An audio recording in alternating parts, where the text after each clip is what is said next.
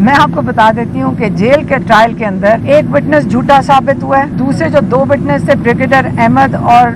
Colonel Rehan, انہوں نے جو ڈاکیومنٹیشن ہے کہ یہ ہار گھر نہیں گیا، یہ جمع کرایا گیا ہے، اس کی انہوں نے خود تصدیق کی ہے کہ یہ جو ڈاکیومنٹیشن ہے جو سگنیچرز کے ساتھ ہے، انہوں نے تصدیق کی ہے کہ یہ بالکل صحیح ہے۔ انویسٹیگیشن آفیسرز کی بھی جو انویسٹیگیشن ان کی بھی جو کراس ایگزامینیشن ہو رہی تھی، اس میں بھی پروسیکیوشن کے وٹنسز سے یہ کیس بہت زبردست طریقے سے ریکارڈ پہ آ کر ہمیں پتہ ہے تسلی سے کہ یہ ختم ہو چکا ہے۔ عمران خان نے کہا کہ انہوں نے سزائیں پہلے ہی لکھی ہوئی ہیں، ان کو یہ بھی پتہ ہے کہ 10 مہینے 9 مہینے سے یہ جو جب سے چیف جسٹس 26ویں ترمیم کے بعد ہائی کورٹ کے اسلام آباد ہائی کورٹ کے لائے گئے، انہوں نے ایک چیز پہ بڑی محنت کی ہے کہ عمران خان کا کیس ڈیٹس دینے کے باوجود انہوں نے کئی دفعہ ڈیٹس دیں، اور آپ کئی ہمارے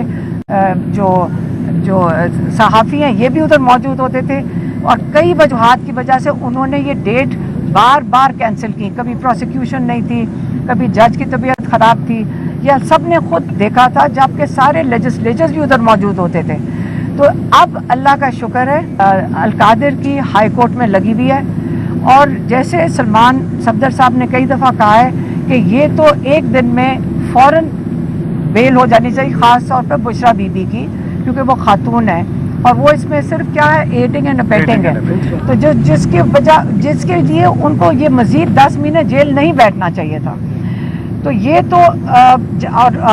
ہمیں سب کو پتہ ہے کہ پہلے القادر میں پہلے توشہ خانہ 2 میں سزا ہوئے گی، پھر جا کے القادر میں